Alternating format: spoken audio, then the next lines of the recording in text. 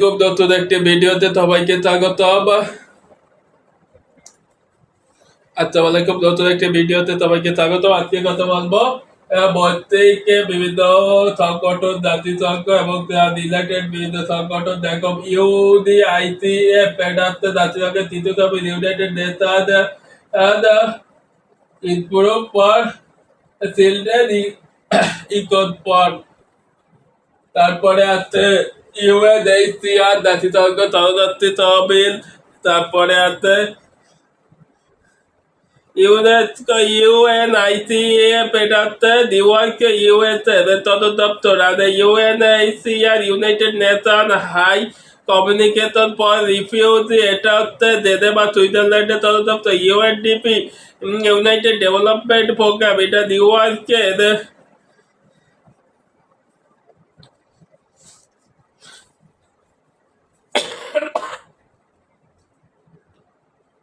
এরপরে আছে UNDP, UNESCO, এটা প্যারিসে। UNIEF, United economic programme. UWFP, world food programme, এটা হচ্ছে জেনেভা সুইজারল্যান্ড। ডাব্লিউ দিয়ে শুধু প্রায় জেনেভা সুইজারল্যান্ডে অবস্থিত। এবার আছে এফডিজি এবং এসডিজি। এফডিজি হচ্ছে মিনিমাম ডেভেলপমেন্ট গোলস, এটা 2015 সালে এটা শেষ হয়েছে। 2015 সালে শেষ হয়েছে। আর এসডিজি এটা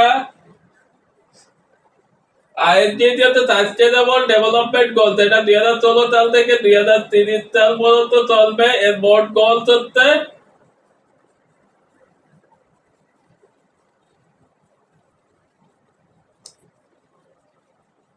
17টি। মোট গোল 17টি, টার্গেট সাব গোল হচ্ছে 169টি। মানে 17টি গোলসের মধ্যে 169টি গোলস আছে। এটা হলো এসডিজি, জাতিসংঘের একটা লক্ষ্যমাত্রা। এর প্রথম এফডিজি যেহেতু 15 সালে শেষ হয়েছে, তাহলে এফডিজিটা থাকে। আর এসডিজির এটা লক্ষ্যমাত্রা হচ্ছে 2030 সাল পর্যন্ত প্রথম zero hunger, zero economic, sustainable economics, এইগুলোর উপর ভিত্তি করে। IMF, international monetary fund, Washington DC মুদ্রা সংক্রান্ত দিয়ে থাকে, রিজার্ভের বিপরীতে লোন দেয়। ওয়ার্ল্ড ব্যাংক, এটাও ওয়ার্ল্ড ব্যাংক হচ্ছেও জাতিসংঘের, এটাও ওয়াশিংটন ডিসিতে। এগুলো হচ্ছে বিভিন্ন বিষয়ের উপর ওয়ার্ল্ড ব্যাংক লোন দিয়ে দেয়। আইডিএ, এফডিসি, উন্নত দেশ, মধ্যম দেশ, বিভিন্ন দেশের উপর। এডিবি, এশিয়ান ডেভেলপমেন্ট ব্যাংক, এটা ফিলিপাইন ম্যানিলাতে অবস্থিত সদর দপ্তর। আইডিবি, ইসলামী ডেভেলপমেন্ট ব্যাংক, এটা ওআইসির ব্যাংক, এর সদর দপ্তর জেদ্দা।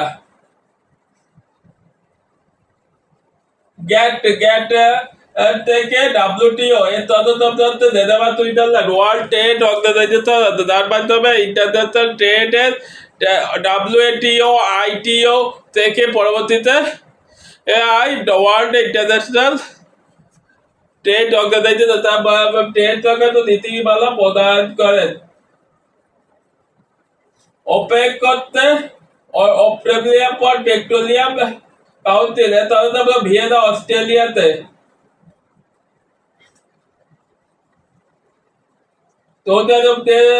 বিভিন্ন দেশ এই ওপেকের তদন্ত ইরান পণ্যের তেলের মান নিয়ন্ত্রণ করে থাকে।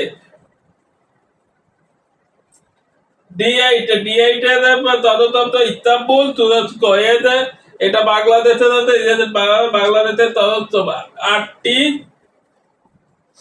আটটি দেশ মিলে, আটটি উন্নয়নশীল দেশ মিলে D8 গঠিত হয়েছে।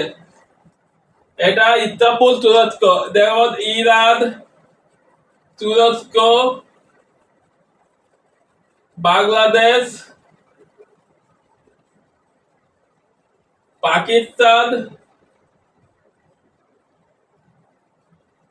এটা শুরু হইতে 1997 সালে ডেভেলপমেন্ট এইড বা ডি8 শুরু হয়।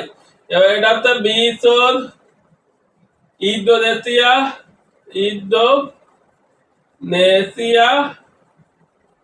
Malaysia, Malaysia, Nigeria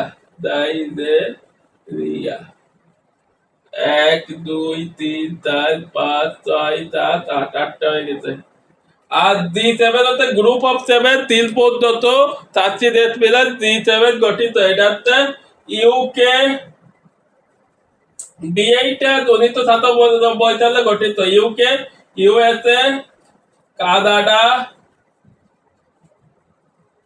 Japan, Germany, Italy, France 1 2 3 4 5 6 7 এই 7টা মোট অর্থনীতি 50% এরাই দখল করে আছে। এই ছিল বিভিন্ন বিষয়ক এবং বেজুট অর্থনৈতিক ব্যবস্থা ও জোট। বিভিন্ন অর্থনৈতিক জোটগুলো বিশ্বের এর মাধ্যমে অর্থনৈতিক হয়ে থাকে। ডাব্লিউটিও বিভিন্ন অর্থনৈতিক এবং ওপেক তেলের নিয়ন্ত্রণ করে থাকে এবং ডাব্লিউটিও অর্থনৈতিক ভারসাম্য বিভিন্ন দেশে বজায় রাখে। দেখো মুদ্রাবাদ কোন মুদ্রার বিপরীতে করা যায়, যেমন ট্রেড 2 প্রকার, একটাতে ডোমেস্টিক ট্রেড দেশের ভিতর যেটা হয়ে থাকে অভ্যন্তরীণ বাণিজ্য, একটাতে বৈশ্বিক বাণিজ্য ইন্টারন্যাশনাল ট্রেড। ইন্টারন্যাশনাল ট্রেডের ক্ষেত্রে ডাব্লিউটিও ভূমিকা পালন করে থাকে, যেমন ডলারের বিপরীতে ট্রেড করা, পণ্যের বিপরীতে পণ্য ট্রেড করা। আরেকটা আছে ওই নিজ দেশের অর্থ ব্যবস্থার উপরে ট্রেড করা, যেমন বাংলাদেশের টাকা, ভারতের রুপি। এবার ভারত তার রুপির মাধ্যমে বাংলাদেশে কিন্তু পণ্য কিনলো, আবার বাংলাদেশের টাকার মাধ্যমে ভারতের কিন্তু পণ্য কিনলো। এই টাকা আবার এই বাংলাদেশের টাকাতে ভারত আবার বাংলাদেশি পণ্য কিনলো, আবার এই রুপি দিয়ে বাংলাদেশ আবার ভারতীয় পণ্য কিনলো। এইভাবে একটা ট্রেড হয় ডলারের মাধ্যমে, পণ্য বিনিময়ের মাধ্যমে। যেমন আমি চা দিচ্ছি, আপনি আপনাদের কম্পিউটার দেন, এরকম কম্পিউটারের বিভিন্ন যন্ত্রপাতি ক্রয় করা হয়। এই ছিল বিভিন্ন অর্থনৈতিক বিষয়ক জোট। সবাইকে এই পর্যন্ত ধন্যবাদ।